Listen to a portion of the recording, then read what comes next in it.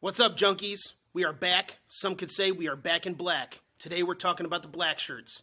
We are 2 weeks away from seeing guys like Luke Reimer, MJ Sherman, Quentin Newsom, and the rest of the defense go up to Minnesota and hopefully whip some Gopher butt. Join us while we talk about what we expect from the defense this year, and oh, by the way, throw those bones! But before we get started, make sure you like and follow and subscribe wherever you're watching. 45, 50, 45, 40, 35, 30. He's gonna go! Holy cow! Big Red Junkies. Day by day, he gets better and better. He gets better and better. Team is JPV.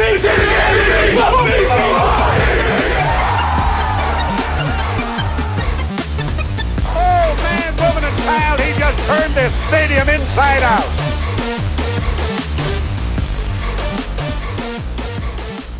Defensive week, baby. Blackshirt breakdown. Hell yeah. Throw the bones. I'm going to start this the same way as we started the offensive one. Without saying MJ Sherman, who is your defensive player that you think is the most important guy, whether it's a new guy or an old guy, that needs to be the stud to make this defense successful this year? MJ Sherman. Okay. I don't think he understands the rules. But he did this last week too. When I said other than Jeff Sims. That's why I'm no, I being know. No, I'd have to say Ty Robinson. Yeah. I think we've talked about it many times over the offseason. The biggest question mark for us on defense has got to be the front line. The line is, and everything that I'm hearing is that it's actually way better than we expected. Mm-hmm. And they have more dudes than they expected to have. And everybody's in really great shape, and everybody's looking amazing. So whether or not that's true, we have yet to see. We're not going to know until it's on the field, but I think that if that nose guard, if that nose tackle, the DT spot, that center of that front three is not on their game, is not really wreaking havoc and taking up space, it's not going to be worth it for anybody else to even be up there. No. Yeah. I mean, that 3-3-5, it offers a lot as far as diversity goes. You've got 10 guys on the field who you can shift around, you can do stints, and you can blitz one way or the other way. That nose tackle spot, they are hitting heads, getting in that A spot, B spot, and they're wreaking havoc in the same spot every single time. They are very important there. So there's a reason they call them the anchor. I mean, it's absolutely. Yeah, they hold it down right in the middle. Well, I think a measurement of their success is going to be whether or not you're seeing double teams on them. Mm-hmm. That's they should not be the ones. You got to expect that you're going to see some double teams there. They should not be the ones in the backfield. You shouldn't be measuring their success by how many times did they get to the quarterback. That's not their job. Their job is to fill that gap in the middle, take up enough of the other attention up front so that the dudes on the ends can get around. Yep, that's what I mean by A spot, B spot is he's going to hit that center, and then he's got to push against wherever he's getting the pressure. He can take up enough space there, he's going to open up a lot of opportunities for the rest of his teammates. Yeah. Well, and the thing is, if he is getting to the quarterback, great. But that means if he gets to crazy the quarterback, shit somebody got well, fucked no, up. but that's just not the necessity of that position. No. The necessity is to take up space.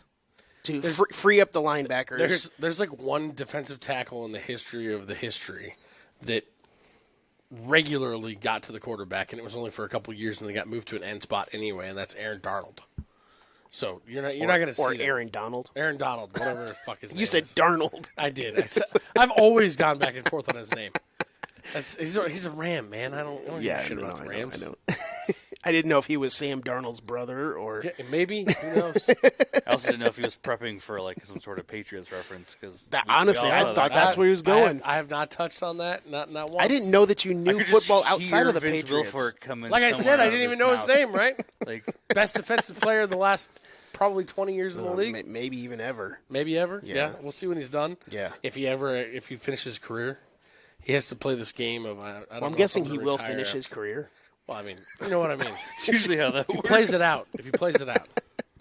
He plays this game every offseason, whether or not he's going to retire. It's like, come on, man. Yeah. Of course, as bad as that team's going to be this year. And it was last year. Yeah. Real bad. I mean, he's a physical specimen. There's no way he's going anywhere.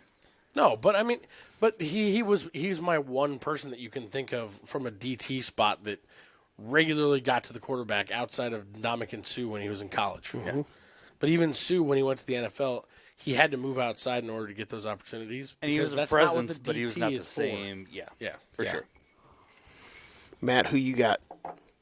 For me, I'm going a little bit different just because I'm looking more at who I expect to be the captain of the defense, which would be Luke Reimer. Yep. He's going to be right in the middle of everything, right at that, literally and MLB figuratively. one. Yeah. He's going to be everywhere, and so I think he's got to have his head on right, and that's going to be a big part of our defense is seeing plays, calling stuff out. He's going to be telling guys what to expect, what to look for, and he's going to be the brain of our defense. The quarterback of our defense. Essentially, yes. Yeah. You will like one of my prop bet questions then, since you brought up Luke Reimer a little bit later. I mean, I think he's going to be – I hope he's going to be really good this year. Yes. Well, I hope he's going to be healthy to be able to be really good this year. Yes. Yeah. My initial guy was Ty Robinson because I completely agree with everything that you said as far as, the middle guy is the anchor. And I also – Gotta be. Ty Robinson, he was a high 4-star guy coming out of high school. He needs to finally be that guy that we expected him to be when he got here. But I'll move away from that just to name two other guys. And those are the guys that are going to be playing next to Ty Robinson. I don't know if they're going to be starting next to Ty Robinson, but they will be getting on the field a lot. And that's Prince Will and Cam Lenhard. Prince Will, your mom's a-yelling. Your mom's a-yelling. Street lads, come on. We heard it's kind of funny that we heard Rule talk about the wide receivers where we don't necessarily need the freshmen to play right away. Yeah. Because we have guys. If they do play right away, great. If they don't, no big deal. The defense is the complete different option. We have to have these true freshmen come in and play right away. And these are the guys that are, again, I think one of them at minimum will start. But bottom line, they're both going to be on the field a lot. And they have to be. And they have to be key contributors for this defense. So those are my two guys because I think that, we are line guys where we focus on the offensive line, defensive line, and that's where I'm. Not like Scott Frost. Not the same line. Whoa. That's Matt's joke. This joke's never going to die. Easy cocaine. This joke is never going to die. Slide it in. Hey, speaking of cocaine, I watched... Where the fuck is this going? That was quick. I watched Cocaine Bear last night. I put myself through it. I'm sorry. Why? Because it came out on Prime. And I was like, shit, I don't have anything better to watch. I just finished it.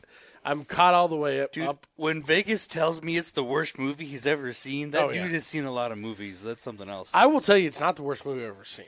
It was bad. It's slapstick. It's like Super shitty Troopers, isn't comedy. it? It's worse. It's worse acting. It's actually the funny thing is it's a conglomerate of some pretty good actors that all come from it's weird the whole cast of the Americans. What did Scott Frost look like in a bear costume?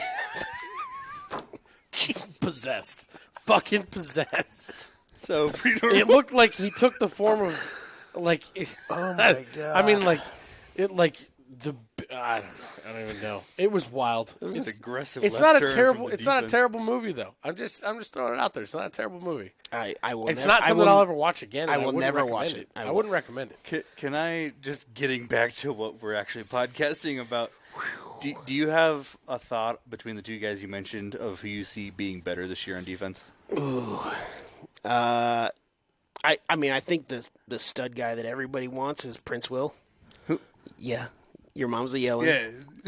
But I think that they both can be equal. And honestly, we need them to be because we are shallow on the defensive line. You don't want to have a weakness on your defensive line for sure. Rule said that they think that they can comfortably rotate 5 or 6 guys right now. They'd like to have 2 more. And again, if not that I want to always talk about if this guy gets injured because shit happens, and yeah, of course, if somebody gets injured, things will go downhill. But it's very thin outside of. I mean, Ty Robinson, but then you also got Nash Hutmacher, who's another guy that we'd really like to live up to the hype that he had coming in. Yeah. And then Which it sounds like he is. Yes. Again, with the strength and conditioning, he seems like he has changed his body a lot. He looks as totally well. different. Yeah. And Ty Robinson, dude, the group picture that they posted after their little outing out to Funplex, I believe it was Bryce Benhart is on the left side. Those two guys, like, their arms have definition, which we haven't seen before. They just look stronger. They look more built, less flub. Like what we talked about with Ben Scott last week. Yep. Ben Scott looks like he went from a drunk party kid to looking like almost like an NFL guy after practices. Yep. There's a big difference in your blood flow and the way that you're working through yourself and your cool down period. Matt can talk to it a lot better than I can, but the cool down period after you get done running hard for 2 hours, if you by the time you walk off the field and you're standing in front of a camera, or all of a sudden the flush is already gone, everything, like, your conditioning is way better than it was before. Well, get rid of all the science behind it. We were looking at setup photos for the show tonight, and I was like, he looks small in those. And you guys both sat here and batted me around with, he's 6'7", he's 320 pounds. Like, no, but he's a fit fucking human being right now. He's a big boy. Real big boy. Speaking of injury issues as potential situations, how worried are you guys with the middle linebacker situation? Obviously, if Reimer and Henrich can stay healthy all year, but they have not proved that they can be very often. The guys behind them are vastly inexperienced. The 4 guys that are behind them have 1 combined total tackle from last year. Man, there's only 4 guys behind them. That's probably 2 at each spot. That's so, probably but those spots are kind of interchangeable in this defense, and that's my biggest concern is we have minimal depth there. Yes, and they both have injury issues in their past. One obviously a little more prominent than the other, but still, if they both get hurt, I'm worried. I completely agree. And I mean, we do have guys that we can move around. You know, the other outside linebacker spot with the MJ Sherman, with Chief Borders and Jamari Butler, we could possibly move them around. We talk about the offense being a positionless offense. Satterfield said this the other day. That's basically what this defense is a positionless defense. So being able to maneuver other guys too, so it doesn't necessarily mean that if an injury happens to Reimer and or Henrich, it doesn't have to be those 4 guys that are behind him, like with the Bullock and the Snodgrass and guys like that. So you maybe move some more athletic guys like a Jamari Butler and Chief Borders. Just somebody who can make plays instead of necessarily the position but still, like you talked about with Luke Reimer, having that quarterback on the field of the defense, if he's not out there, especially with a new defense and a lot of these new guys, that's going to might be our other guy. So, especially if they both get hurt, but one or the other, it's going to kill. Yep. Well, Henrich talked last week or 2 weeks ago when he was up on the podium, and he talked about his injury last year and talked about how he thought after the Purdue game that was it. He thought he might be done with football. Sounded like he found God. Sounded like he's embraced some of the recovery and some of the training stuff that this staff brought in, and it completely changed his outlook on his career in general. Yep. And it sounds and seems to me like he's 100% back. He's 100% ready to go. Not seeing any delay on anything. Like, you know, the Teddy Prohaska thing is the only injury situation that I've heard that still kind of is like up in the air. What the fuck is going on with this guy? Like, is there long-term damage that's done there? We're not seeing that with most of the other people. And so with Henrich coming back, I think he's poised to have a huge year. 2 years ago, he had a huge year in what was an average defense. He's going to be given the latitude to do a lot more of what I think his style and his gameplay lends itself to, which is a little more crazy, a little more wreaking a little more havoc, which is what this defense is doing. Yep. Husker speed, violence, everything, all those buzzwords you keep hearing the coaches talk about. Husker speed a lot. I love Husker speed all day. Playing with violence, playing with intent, purpose, chaos, all those things. I think it's awesome. Does playing with violence make anybody else excited like it does me? Does it make you think of 90s Nebraska football? Absolutely. It makes me think of the movie Gladiator. Like, well, and like you're not old enough to have really like witnessed that stuff and experienced. I've all seen it on YouTube. There's a difference. Well, you've seen it on YouTube, but you weren't alive in the moment where everybody was talking about Nebraska football as being violent, as being something that is feared. That's something Rule keeps talking about right now, and he talked about a lot about it at the Big Ten Media Days, but it's now been brought into the vocabulary realm that all of the coaches are using, which is earning respect and being feared and those things, again, that we haven't been in a long time. I think, especially talking about the Blackshirts, talking about the defense, that's gonna need to be the identity of this team this year, because the offense isn't there yet. Not yet. Not from a talent perspective, not from an age perspective for a lot of the guys that are out there. Mm-hmm. This defense has to be big. This defense has to hit hard, has to create chaos, play violently. Well, and it seems like they're emphasizing on going for the kill instead of playing for the loss. Stop being afraid. Exactly. You can't play the game not to lose. They're going to go for those interceptions. They're going to go for those tackles that might not hit but could fucking send the crowd soaring. Yeah. I'm fucking excited about it. What do you guys take from the fact that we hear a lot about the defensive line? We hear a lot about the linebackers. We don't hear a whole lot about the secondary. What do you take from that? I don't know if it's something that we're just not supposed to be worried about. Farmer left, and it was a huge deal, and everybody cried. It was a huge deal. For like 8 hours. And then it was like, oh, but we're good. It was a huge deal that nobody seemed to care about. The way that the coaches talked about it was almost like it started a couple days before any of the stuff started coming out. Was, they talked about how he's not all that fast. You started hearing those rumblings like he doesn't quite fit the mold of the guys that they want on the back end. His speed was down. His conditioning didn't seem to be where it needed to be. He didn't seem as open to maneuvering positions and things like that, like they expect those guys to be. Evan Cooper said it multiple times. I expect my DBs to be able to play safety, be able to play the corner, be able to, positionless defense. So they just talk getting about ready it to all say. the time. Yep. And there's some limit to that, right? Because Of there's course. different body types.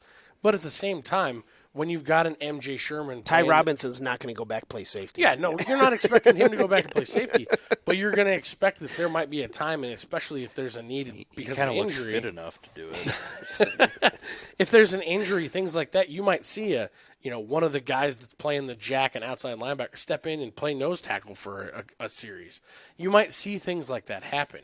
And so if you've got a guy who's, man, I've been here for 4 years. I'm graduated. I can go play wherever I want to. If you guys don't want me to play my game and play it the way that I've been playing it at this high level, it hasn't been high enough. No. Are you on the all Big Ten teams? If you're not doing those things, if you're not buying all the way into what this coaching staff wants, and you're not fast enough, and we've got all the other guys, that's why I don't think it was that big of a deal. All of that, plus kind of what you were talking about before we started recording, we have some depth in lot the of dudes. secondary. I mean, especially at the defensive back position, that compared to the rest of the defense, we're pretty stacked. Yeah. And so I don't think it's as much of a headline when we lose somebody like Farmer, because we got guys who can backfill. Well, and then again, you got Farmer, who was a projected starter. Doesn't mean he was guaranteed one. We got Marcus Buford, who's a projected starter, who's still in rehab. Don't know when he's going to be back. Not like for drugs or alcohol. No, but He's rehabbing an injury. The way you said that, he's still in rehab. he's not with Scott Frost in rehab. So just Scott Frost went to rehab? no, That's why No, he he moved went back to Phoenix, Florida. right? Oh, right. Arizona. Same thing. Yeah. Nope. You go to rehab in Florida. You ain't going to Phoenix for One has rehab. gators, one has deserts. It's the same thing. Sure, but you have a Quentin Newsom and Malcolm Hartzog. The guys, we talk about quarterback for the defense with Luke Reimer. Those two guys are like the pillars in the secondary. And then you have a Omar Brown. Hopefully he can stay healthy.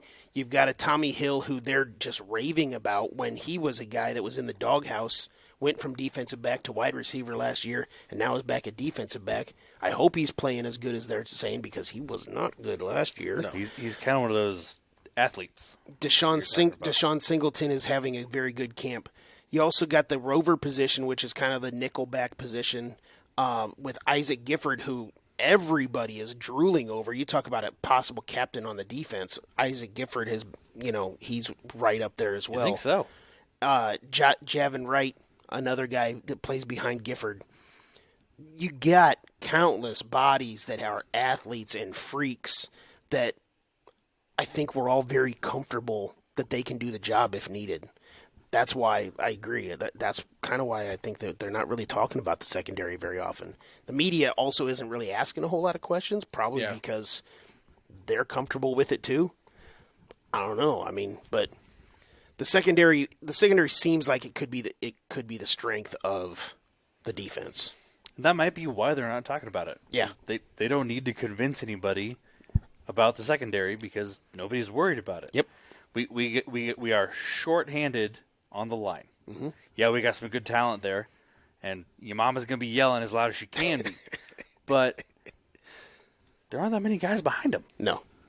Same thing in the middle linebackers that we talked about. Mm-hmm. So the DBs are kind of the true anchor of the defense because we can rely on them. Yeah. Let's go into these prop bets, or do you guys have anything else on the defense? I'm golden. Okay. Prop bet, first one, opponent third down conversion percentage. I put it at 38%. Last year we were at 42.3. 2021 we were at 39.1, and that was the lowest since 2016 when we had 37.4%. Typically we're over 40%.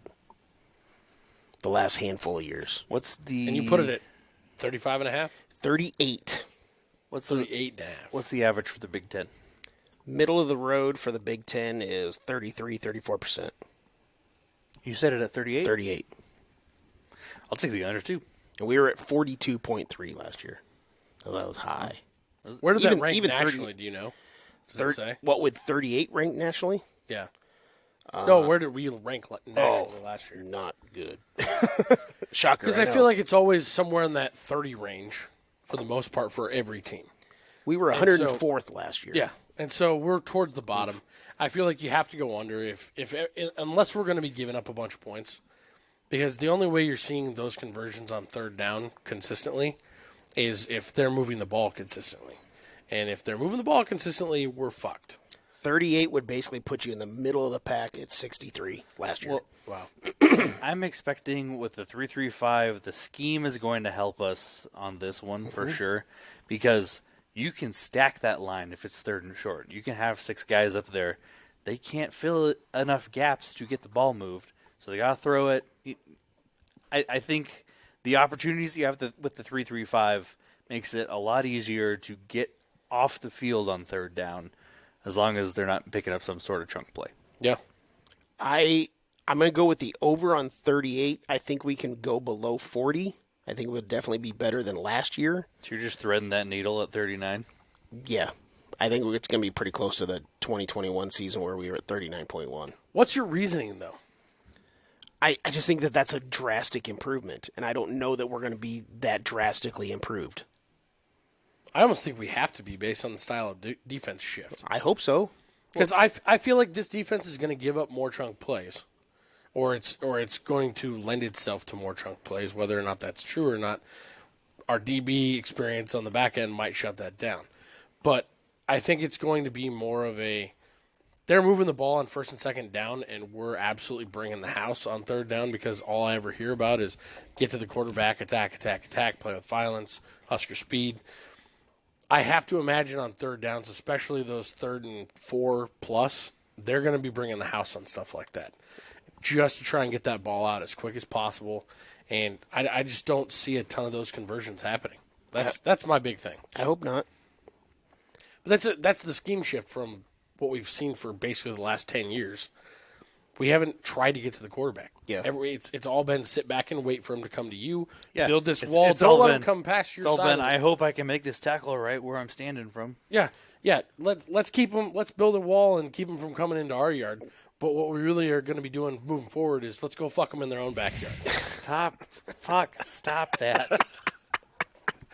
Fuck them up in their own backyard? I intentionally didn't take a drink because I knew you were going to say fuck them in their own backyard.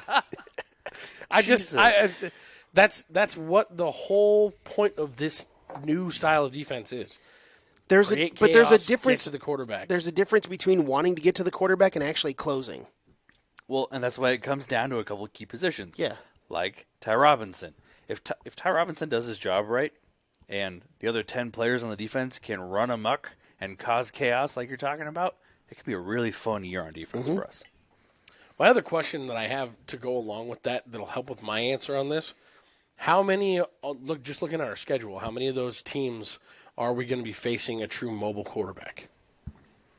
Because that's the one part of this scheme that I think is scary, is it's gonna allow a mobile quarterback to step up and push through that line potentially, especially on those third down type plays. Where Minnesota's new quarterback, Callie McManus, is more mobile than Tanner Morgan is. We haven't really seen enough of him to really say one way or the other. He's but not slow. He's definitely more mobile than Tanner Morgan was. He's quick. Yeah. J.J. McCarthy from Michigan, very mobile. Gonna be a good one. I'm just trying to think of it off the top of my head. Wisconsin's quarterback, the Tanner Mordecai. Who's the QB for Purdue? He's a transfer from Texas. Hudson just Card. lost their longtime quarterback. Right? Hudson Card is their new quarterback. Does he run around quite a bit? He's mobile. Yeah, okay. So not bad. Yeah. Does Shedeur Sanders really run that much, or is he just chucking the ball around? I'm pretty sure he just chucks it around. Not that he doesn't have the athletic ability. Yeah, he definitely has the athletic ability. But so there's a lot of opportunity to shut that down because there aren't that many mobile quarterbacks here. Yeah. I don't think Iowa's going to produce somebody who can run that fast. Cade McNamara is not. He is not. He's not mobile at all. No. He's a stoic pro-style quarterback. They were just looking for somebody who knew which direction the ball was supposed to face when they threw it out of. How worried are you if you're Kirk Ferentz and you're like, okay, I'm hanging my hat on this kid who lost the starting job in Michigan to come in here and save my son's job. Yep. Otherwise, I have to fire my son at the end of the year. I don't know. Because it's written in his contract. They have to come up almost 6 full points per game in order for him to keep his job. Yeah. It's not going to be It's going to be tough. If I'm Kurt Ferentz, I'd be like, especially, hopefully, do your best. How I'll help you float until you find your new job. Maryland's quarterback, Talia Tungavailoa, he's reasonably mobile. Yeah. He's okay. How fun would it be if we're bringing Iowa into Lincoln and they're borderline going into that last game of the season, and we get to just shut their offense down and fire his son? It's good that they put the number at 25 points a game because it's just a nice round number of 300 points on the season. Yeah. So that's all you have to track is getting to 300. Yep. Yeah. I haven't looked at their schedule, but they might be able to pile that on early. Yeah. Who knows? I mean, if they start out against an FBS school scoring 7 points again, We should look it at might be tough. Yeah.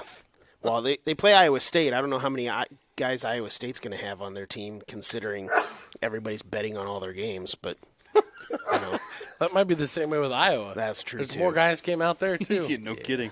They're down to the punter, right? Or the field goal Backup kicker? punter was the big one. Yeah. Let's go to number 2. Your guy, Matt, Luke Reimer. He is currently at 246 tackles for his career. That is 97 tackles away from being number 2 on the all-time tackles list for Nebraska. He will not get to number 1 because that is 186 tackles away. That's wild. He is average. So he needs 97 tackles. So I'd basically just put the number at, if he's going to get to 97, 96 and a half tackles on the season. He averaged 97 and a half tackles the last 2 years. You already said it. Is he going to be healthy? Yeah. If he's healthy, I think it's a lay down. He gets there. Healthy, he's going over for sure. So really, this question is just whether or not he's going to be healthy. I'm going to go with yes. I'm going to go with yes because there's no reason for me to say I'm no soothsayer. I'm not a precog. I can't predict that he's going to get injured. Well, not only that, but I have a little more faith in our training staff just because of how some of the players look as compared to last year. Oh, yeah. But, I mean, I don't see him slowing down. In fact, as we talked about already, I see him speeding up. I definitely don't see him getting to the number 1 spot.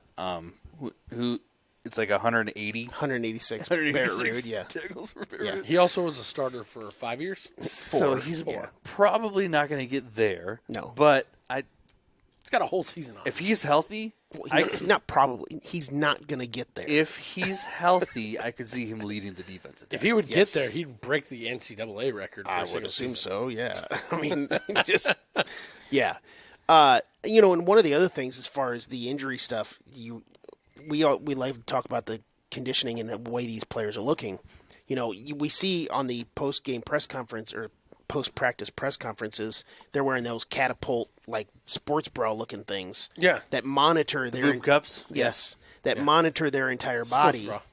That's pretty much what it And, is.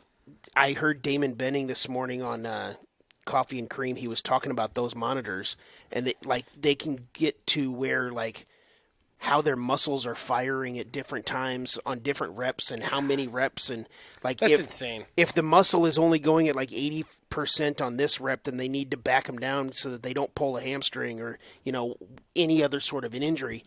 If you've got that sort of technology and they're doing that sort of stuff with these guys, that could prevent a lot of injuries. Are for they these guys. allowing that stuff in game? I Like, don't- are they going to let them wear those under their pads? I don't know. Because that's a fucking game changer. Yeah. There's a big difference between a fucking tap on a helmet saying, "Hey, I'm sleepy," as compared to, "Hey, his I don't know how pecs you are don't. firing incorrectly. We got to get him off the field and get him some Gatorade." Unless there's a safety concern with them, I don't know how they don't allow I it. agree, but I just don't know how that works. And that's what they don't seem like they're that big. Like you said, they're a sports bra. Yeah. And They look so- thinner than most sports bras. Yeah, I'm confused as to how that just sports bra going around their chest gives them information about their legs. But All I these don't know, muscles- man. All Hey, these muscles through I've here are got- connected. I'm stupid. I'm just a stupid postal worker. I don't know, so dude. I've I got get shit on I've my got an watch Apple- about my feet. I was know. going to say, Like, I get shit on my Apple Watch about the distance between my steps and my gait and different things like it's like. But how, I think how are you measuring that? Yeah. But at the same time, I know. they're giving numbers that it's like how if this isn't actually being measured, there's no way that it's even in the realm. Yeah. So you put a whole thing on around the whole body. I'm sure they're all tuned for what their body's like. But if that's available for all of the teams in the NCAA, I feel like it has to be like a standard because you're getting information about keeping people from being injured. Just as a health concern for a normal human being, that seems like a good thing. And I know that what I'm going to bring up was 100% proven as a freak accident. But what if it could have prevented something like the DeMar Hamlin situation with his heart? Mm-hmm. If they're monitoring it that close, somebody with an irregular heartbeat, playing in a game or something like that, and then they got to, that could completely change that person's life If as you're well. seeing they're at 80% muscle capacity, how are you not seeing they're having a heart arrhythmia right now? well, that's not what happened with DeMar Hamlin. No, but, like I said, I was just talking about somebody might but have how a heart many other issue like, or we've whatever heard else. of two, Bronny James Yeah. went into cardiac arrest and passed out practicing. There was another kid that I think he was down in Arizona that just passed out and died in a practice the other day. Yeah. Stuff like that going on. If they're all wearing those monitors, if they're all doing that stuff, which we have the technology, it's here. Yep. That shit should be At available the for us to very be doing. least, alerting emergency services as soon as possible. Yeah. Yeah. Yeah, I know that DeMar Hamlin, I was just bringing it up as a No, yeah. possible precaution. That was a of freak of a anything. freak accident Absolutely. that could Well, literally happen to anyone. I'm not Yes. a doctor. I'm not going to try and pretend like I know what happened. But No, but they said that it was just split second perfect timing. Yep. Well, that isn't so It was perfect. the whatever the 1/1,000,000th of a millisecond Yeah. perfect timing that you can get. So And he got hit by a bus, basically. Yeah. So I think we're all going over based on we think that he's going to be healthy. if he's healthy, you have to make the assumption. I agree. if he's healthy, I don't see him disappointing us. I agree. That's my point. Question number 3. Rule brought up the turnover margin. The first time we've had the turnover margin in a positive way was under Mike Riley, his second year. And obviously turnover margin affects the offense not giving the ball away, but we're talking about the defense. So defensive takeaways. And I'm putting the number at 19.5. Nebraska has averaged 16 per season in the last 3 full seasons. And Syracuse in the 3 seasons under Tony White averaged 16 takeaways a game. So the number is 19.5. What's the? I thought they had more than that. I thought the last 2 seasons They're they had average. 69. No, Nebraska or Syracuse. Syracuse. No, they averaged 16 in the last 3 seasons. In 2020, they had 24. 2021, they had 7. And I got to get to the 2022. Give me a second.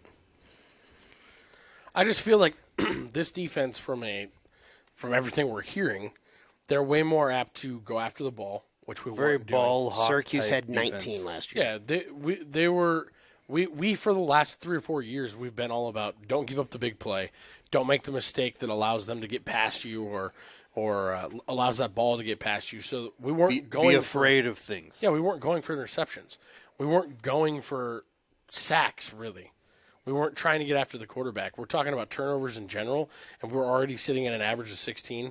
I'd say it has to be, to get 3 more in 12 games, you're talking about, that's a quarter. That's wild. Yeah, you've got to get one in every third game. So I think that's an easy one for me to go over. Okay. I'm also going over. I think having the expectation for the defense to have 2 a game is reasonable. And not only that, but I think it's a good driver. And with the scheme, like we talked about already, I think it's doable. Yeah. I think you're going to cause some confusion. I think you're going to put yourself in opportunities where, yeah, you could give up the big play. Or you could fucking take the football and go to the house. And I think as long as the coaches are empowering the players to do that, we have a good opportunity for it. I think we go over 16. I do not. I think we're going to get maybe an average of 1.5, which only puts us at 18. So I'm going with the under on 19.5. You're throwing a lot of needles today. Yes. He does get to set the lines. That's true. You guys could set some, but Here's where I'm comfortable. I'm going to go 2 above this. Just to fuck with them. this question, I had the exact same question last year, and I know you loved the results of this question. Tackles for loss, number of guys in double digits. No. 1.5 guys. Over under tackles for loss, guys in double digits. Nebraska's only done it once in the last 8 seasons. Syracuse, the last 2 years, each had 2 guys in double digits. I think we go right back to the scheme. I feel like I'm being a broken record here, repeating myself constantly, but it's really one of those. We have not been going after the quarterback. We've not been doing that. We've been sitting back waiting for them to come to us, keep them from making the big play, keep them from busting the big run, whatever it might be. That's not this scheme. This scheme is get after the quarterback, Husker speed, violence. Let's get in there. Let's kill Husker them. speed. Get them in their backyard. button. Get them in their own backyard. Do you have a quota for saying Husker speed? Do you have an over-under on how many times you're going to say Husker speed? We're not hitting it. How about an over-under on how many times Tony White's going to say it in the fucking press conference? Because that guy's been using it like crazy. People in the backyard. He's like, can we get some T-shirts made with Husker speed on it? That'll be me next week when I show up. No, but for me, I really feel like just schematically, especially when you say that, Tony White had them both of the last 2 years. They've had 2 or more. They've had 2. They've had 2. With the guys we have and what we're hearing, I expect it's going to happen. I'm going over. Okay. It's 1.5 or 2.5 is what you said. 1.5. Oh yeah, easy over. I think that's exactly what you said last year. Easy over. No, last year I made you bump up the fucking number, didn't I? No, it was 1.5. Oh, okay. Easy over. But I'll say this: if it was at 2.5, it'd be an easy under. I don't freeze a lot. Yeah. I gotta say though, Especially going up from 1 We had 0 or last none. year. Last year we had 0. I gotta say, I'm going over too. Just not only because of what he said about the scheme, which I completely agree with. I think the 3-3-5, with as much opportunity as you have to fuck up the offense's mind, it's there.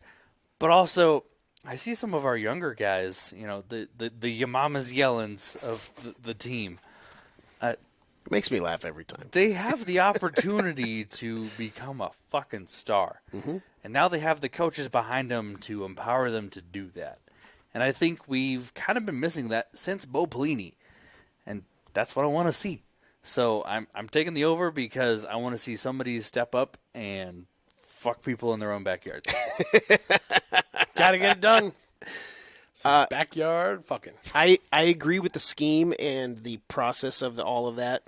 I do sort of disagree with you keep saying that last year's defense and the previous year's defenses, they didn't go after the quarterback. They did go after them. They just weren't able to go. Like they weren't able to finish. They attempted to go after him. Yeah. They just couldn't do it. But that also wasn't a main focus. That wasn't a driving focus for the defense. I'm just saying that they did it. They Also, just didn't do it successfully. We put 4 dudes there and we said, go get the quarterback.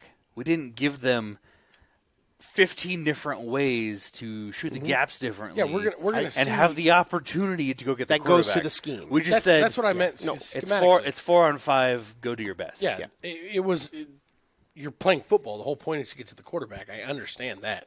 I'm not saying they were sitting back and they didn't want to sack the quarterback. I think the point is to score the most points. Yeah, fair. But what I'm saying is, Usually you weren't loading the box and you weren't sending 7 guys. There was nothing exotic. Hardly any time did we ever see major blitz packages, and so that's going to be a major difference in this defense. I think we're going to see a lot of that on 3rd and 4+. You're going to see blitz packages dialed up specifically to cause havoc and get that quarterback, get the ball out of his hands as fast as possible.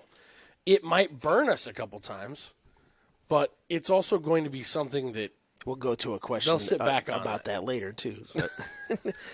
I'm going with the under on the 1.5 only because I agree with the scheme concept. The problem that I have with absolutely over is the youth. I don't know that they're ready yet. Do you think they're going to share the wealth quite a bit? Do you think we'll have 3 or 4 guys over 5? Oh, yeah. I would. Yeah.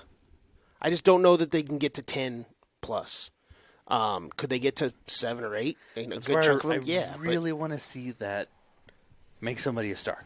Yeah. Make somebody shine and then empower them to do so.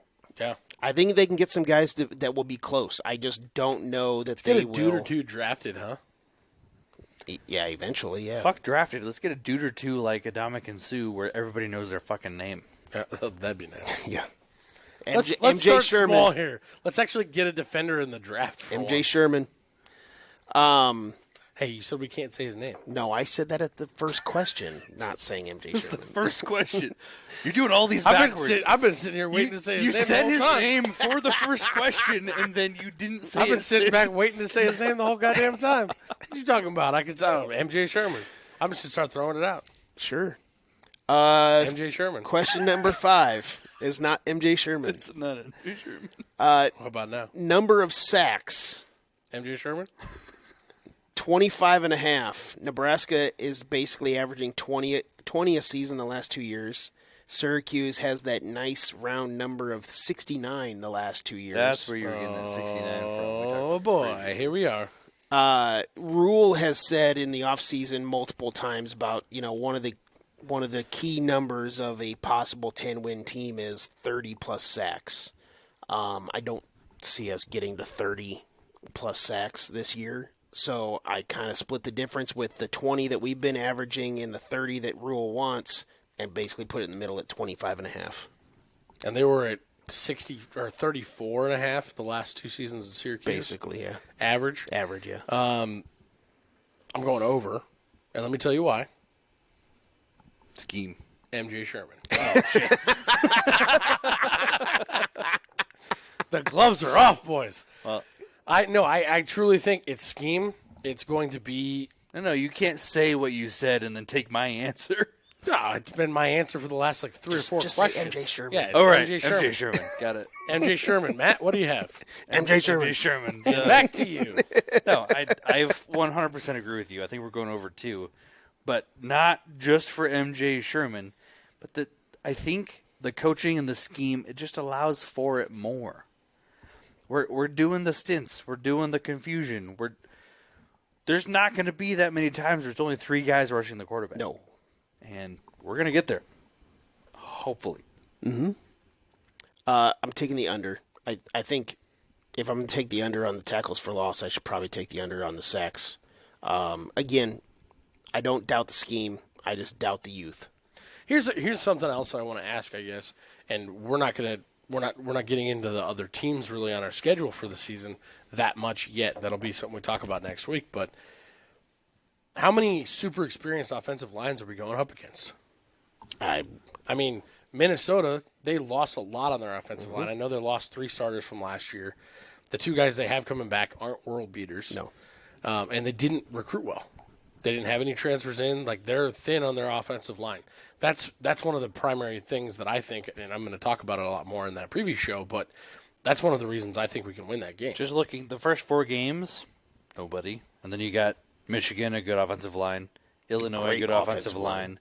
Purdue, they're always pretty decent. They're good coached. What do you don't know anything about their coach? He's brand new. He's a new guy. And then Wisconsin and Iowa. They'll have good offensive lines too. Yeah, I think we could easily get to. I said 5 teams. That's it. Yeah, but the first 4 games that you mentioned, I think if we can get to 10 to 12 in that first 4 games, just feasting on, the lower end. Northwestern, we should be able to get 3 or 4 sacks in that game. I mean, it only takes 1 5 or 6 sack game for us to make the rest of the season look pretty fucking easy to get to 25. I want to press Jet on this. You don't have to necessarily take the sacks as an under just because you took the You're right. 10 plus as an under, because the scheme. There's going to be a lot more And how many opportunity players are we for rotating different now? players to get back there. I still go with the We youth, could have though. DBs coming in and sniping somebody in the backfield. You just don't know what's going to happen because there's so much opportunity for change-up. And again, like you said, I'm making these numbers. I think we can get very close to 25.5. I just don't think that we'll go over that. A 3, 4, 5, 6, possibly on the same drive defense could do a lot of damage. I'm gonna make a 2-to-1 shot bet with you right now. See if you want to accept it. Whoa. What? 2-to-1 shot bet. I get 2 if we get over 30. Get to 30. Okay. Set that line at 29.5. I get the bonus on that. Can I be on the winning 2-to-1. side of either of this? I'll give you one. All right, He'll cool. give you the second one that I get. Otherwise, you can drink out of the same cup and share the one that Jed gets. Tell you what, I'll buy my own. I just want to take the shots with you. Okay. That's what I'm. Yeah. Yep, Good. I'm good with that. If we get over 30 or 30 plus. 30 plus. Okay. So Just- 29 I just and a want half. to clarify. Yep. Okay. Bumped it up 4. All right. Number 6 MJ Sherman. will not be MJ Sherman. Plays, let's kind of talk about the secondary a little bit, even though nobody else is. Passes of 20-plus yards allowed. I put the number at 34.5. Syracuse was number 1 in the ACC last year with 25. Nebraska gave up 36 last year. I feel like that's a deceiving number. Can you tell us about the rest of the Big Ten? The rest of the Big Ten on... Just because I know we've talked about this stat before. Tell us about Georgia, too. Georgia was... It's like 40-something. Yeah, it was. The Big Ten, middle of the road was 38, 36 last year, so we were basically right in the middle. And you're putting us right in the middle for the over-under. It's 34.5 is what I'm putting the number at. Georgia was kind of towards the bottom end, like the bottom half of the SEC last year. They were at 46. They were ranked 10th in the conference last year. Because it didn't matter, because they scored 80 points a Basically, game. yeah. How many of those were like in the fourth quarter from the opponents when they took all their scrubs out and they just needed to throw the ball all over the place to try all to of the score? non-scholarship I don't know, players. man. They gave up like 6 or 7 of those in just the Ohio State game at the end of the year. Yeah, but that's Ohio State. I'm talking about all the other teams that they played. Did they still beat Ohio State? They did. Okay. Well, They did. They did didn't indeed. fucking matter because their offense is so goddamn good. I'm going to go over on this just simply because I think we keep coming back to the scheme. You would want to go under. I'm going to go over. You think that we're going to give up more than 34.5? Yeah. Okay. I'm going over, and I think it's Sorry, just simply he's because just of the always scheme. so like positive about I know, everything. I That's get why it. I get it. See, but just like what we just talked about with Georgia, I don't know that it's going to be indicative of whether or not our defense is any good. I think that the style of defense that we're going to play when we keep talking about violence and aggression and chaos and Husker speed, that's also going to lend itself to a couple open gaps here and there that are going to probably, a dude going for the money shot. I pick this ball off, I can kneel it, end the game, it's over. Misses it, and the guy can tiptoe his way into the end zone type of situation. I think we're going to see a couple times. And that's just kind of this style of defense, though. When you're all about creating havoc and creating turnovers, it's also going to lead to a couple big blown plays. Boom or bust. So, yeah, boom or bust defense, I think it's possible. I'm going to go over, especially since it doesn't seem to really indicate whether or not a team is good. Yeah. This goddamn motherfucker stole my answer. You're going over as well? Yeah, I'm going over.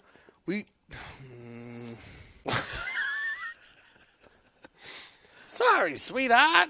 That's what happens when you record 2 shows. It is what it is. I convinced him so good with my answer last time. No, he's not wrong on all of it. I think our defense is going to be ball hawking. I think they're going to be aggressive, chaotic for the big play, and because of that, they're going to give up the big play. And I hope it doesn't matter, but I think it's going to happen either way. Because I'm the positive one on this show. Fuck you. I'm going under because I believe in this secondary. How much under? Under 34.5. So 34. So 34. Yeah, 33, 34. Whatever it takes. Somehow 33 and a half. I'll give you the same odds on the double or nothing, or the double up shot bet if you want to go for like under 30. No. Talking like backwards? Nope, I do not. I think it could get close to that, but no, I'm not doing that one. That's all the defensive ones. I'm going to go to the special team since we didn't really do any prop bets on the special team show a couple weeks ago. Tell me about Billy Kemp. Starting it off with the old reliable question of punt returns of 10-plus yards. God damn it. Billy Kemp. Billy Kemp. No. Nebraska had 13 in the last 5 years, punt returns of 10-plus yards. Billy Kemp had 12 in 5 years at Virginia. By himself. The number is 6.5. It feels high. I've got one thing to say about this. That you love this question? MJ Sherman. I don't think he's going to be He's not returning punts. But if he was, If he he'd be a returns a badass. punt, under. Oh, Jesus. Probably trip over himself and not even Shit. catch the ball. No, He'd forget to catch the ball and hit somebody. Here's That's my the thing. problem. Here's my thing, and I know we've talked about it on the the special team. I almost said the social media show. The special team show. I must not have been here for Man, that it's one. getting late. The special team show, we made mention of the fact that this coaching staff doesn't like to wave it off. Yep. So I think because of that, I will go over in hopeful bullshit that I know I'm going to get fucked on. How many times did you win this one last couple of years? I have won it 0. And I think you actually won it one No, I time, think I but- only went under one time, and that was the one game that we actually had. We had won. against Indiana when we had the block Yeah. punt. And Yeah. So it wasn't even like a true return, but yeah. Yeah. Yeah, it's been my bugaboo. What you got, Matt? 6.5 punt returns, 10-plus yards. It's like I left the gate open in my backyard. I don't even. I think somebody's in his gotta- backyard to do something to him. That's Somebody's what in he's the talking back about. Of his mind. He's just excited about something. I gotta go under. I don't see it happening. What is the average in the conference for Punt. I don't have returns? that. Well, you This mean is an obscure stat that would take some time to Seven. find. 7 feels like a lot because so often teams are good about either punting short so that nobody has any time to return, or punting high so that by the time the ball gets there, they can fuck them up. It's So- basically one every other game. so if it's average per punt return total, Sure.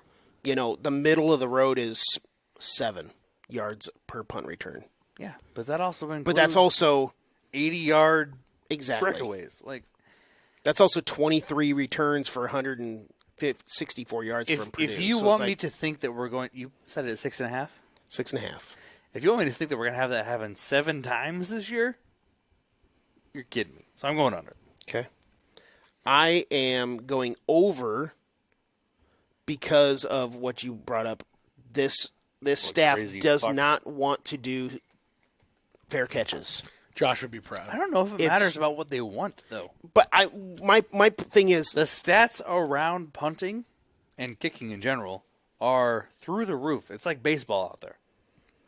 So they tell the punters to kick a certain way or delay and rugby punt it, as a lot of people like in, is it Minnesota does that quite a bit? There's no chance for that. my thing is about opportunity. Last year, Nebraska had 5 punt returns total. That was 129th in the country out of 131 teams. So I think that they're going to have more opportunities to return punts because they're actually going to try to return punts. If you go back and look at actual opportunity instead of just waving your hand in the air, is it any different? I don't know. I mean, we never tried. That's all we've so seen for the last can't really, 10 years. You don't really know. I mean, Santino Panico back in the day, like he just caught the ball and fell over. I mean, he averaged like 1.2 yards a return just because he fell forward. So we just don't know. I just think that there will be more opportunity. So I'm going to go with the over on the 6.5. I think we need to make sure that we shout out Josh tomorrow about this show and let him know that you went ahead and went over on that number. Yeah. I remember last year when I put that number up, you're just like, oh, fuck, that's so low. We both said that. I didn't, but I was like, whatever. Last question. It was. Yeah, it was very low. It was 2. I think last year I put the number at like 3.5, and you guys freaked out. And then I ended up raising the number to like 10-something, 10.5, and then I ended up going back down because we looked up Trey Palmer's numbers, which was only like 6 of them in his career, and I put it at like 7.5-ish. He's looking good at the Bucks, by the way. And my initial 3.5 would have still hit the under because it was 2 last year. So it's like, Did you hear he is running as the wide receiver 1 for the Bucks right now? Yeah. I'm not That's shocked. crazy. Two You reasons still why have I'm not shocked. 2 Pro Bowl wide receivers on that team. Yeah, but they're not going to be good this year. no, they're bad. They might be one of the worst teams in the league. Especially with Baker Mayfield at the helm. Or Kyle Trask, yeah. It's the same thing. I know. I don't know. One's not a douche. Which one? I don't know. Kyle Trask At went least not on commercial. Kyle Trask went to Florida. He's probably a douche. Fair point. Fair point. My last question is field goals of 40-plus yards made by Nebraska. We are 8 of 19 in the last 5 years. Last 5 years does not matter whatsoever. Okay. My number is at 4.5. Over. Before he elaborates, also over. That's obscure. Do you know why? Why? MJ Sherman. Jesus Christ. No, not at all. No. When you look at what Ed Foley talked about 2 weeks ago in his press conference, first of all, he made it very clear that there has not been a definitive number 1 picked yet. He said they've both been really, really good in that. Sure it hasn't. They strictly stick to analytics when it comes to picking their kicker. He was asked if there was a possibility that there would be, one guy for this range, one guy for that range, maybe one guy that has 2 different ranges. He said, we're going to keep looking at that stuff. Probably won't break it down until the week before the game. So we don't even know yet. And those guys are getting tons and tons of reps together. They're putting them in situations where they've got guys running at them. They've got crowd noise pumping in, things like that. They're trying to simulate a game environment as much as they possibly can. We got one guy who we know can do it, and we've got another guy who wasn't given opportunities over like 45 yards last year, more than once or twice, because Bleak Road wasn't known for kicking long. They attempted 4 of them last year. 4 of them, yeah. And he wasn't... How many did they hit? 2. 50-50. Mm-hmm. And you got another guy who hit 4 of them in one game in Memorial Stadium. Same year. So I think that right there puts you over your number, he could do it in one game. I'm going over. Easy. Yeah, I'm agreeing with him for a very different reason. They are not going to be splitting time. I agree. At I think all. that whole thing was coach speak. I'm not talking about splitting time necessarily from that distance.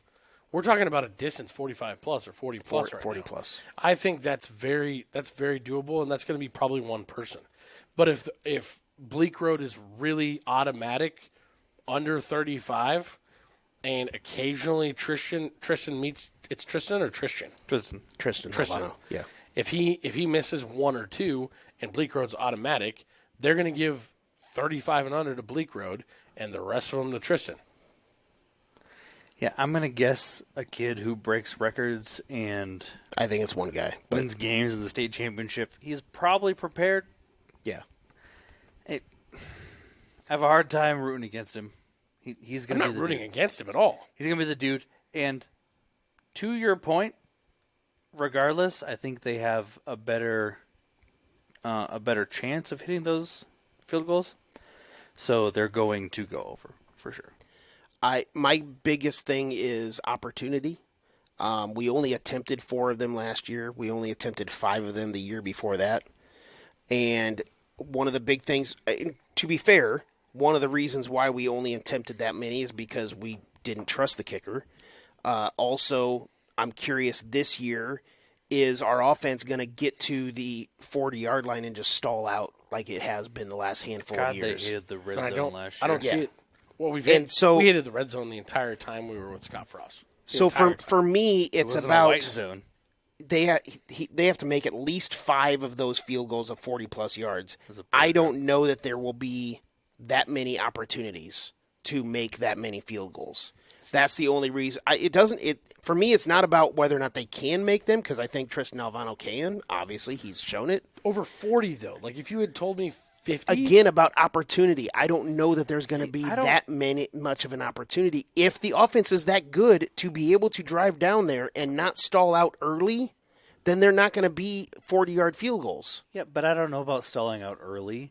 I think that football happens. Yeah. I think you get down to the 10 or the 20 or the 30, and then you have a holding play because Ball start or whatever. everybody on the offensive line holds every play. Mm-hmm. It just depends on whether or not you get called on it. Now it's second Or and 17 at the A 25. false start or anything. And all of a sudden it's 4th down and you got 30 to go from the 45. I think the opportunity is going to be there. Like I said, that's if the offense is as good as we want it to be. You said that you don't think that it's going to stall out and stuff. Then I don't know that many opportunities of 40-plus yard field goals are going to be there. I hope it is, and I hope to God we're not as afraid of the red zone as we were last year because it was atrocious. I'm not saying we're going to score on every No, on every that's drive. not what I'm That's saying. what I'm simply saying, how many times last year was it 100% solely reliant on boom or bust? It was, we're coming out here, we are going to give you 3 of our best plays, and if they don't all 3 work, we're probably not doing We anything on this score drive. from 30 yards out, or we attempt a field goal. Well, or we punt the ball. and also, even like maybe we were in a situation last year where we stalled out, whether it was penalty or just stupid play calling, and we're in a position, well, we can kick a 49-yard field goal, but we also don't have it in our bag last year. No. So we just punted. Like this year, we probably have the opportunity to kick that 49-yard field goal. I We were get all also in a that. couple games, especially later in the year, where he would have given him the chance if it wasn't like windy as fuck. I remember there were 2 different games that was just absolutely blustering winds. And we windy couldn't as do it. fuck or late and we're trying to score more than 3 points. Yeah. It's pretty crazy when I was looking up this, like how well we've done in 40-plus yard situations the last handful of years. And so then I was looking back to see when was the last time we made more than 4.5. And it was 2015. We were 13 of 17 in field goals, 40-plus yards. We kicked 17 field goals over was our- 40 who's our yards. kicker then? Drew Brown. Okay. It's like, damn, that's a lot. Like, wow. Yeah. Think of Jesus Christ. Yeah. Hey, we had it though. I think that's That's a perfect example. We have 2 good kickers this year. Yeah. I think we're going to take those If shots. you when we have them. it, why not go for the points? I agree. Yeah, you got to do it, especially from 40 out. Yeah. You're not a play or 2 away from the end zone typically No. at that point. And you're most likely, if you're considering it, not a play or 2 away from first down. Yeah. I don't know, man. Obviously, if you're at 3rd and 1 at the 40-yard line, you're going to go for it. Mm-hmm. We had some funny opposition on these, but it's good shit. Yeah. This is Blackshirt Breakdown. Throw the bones. And this may be the most unbelievable night in Cornhusker football history.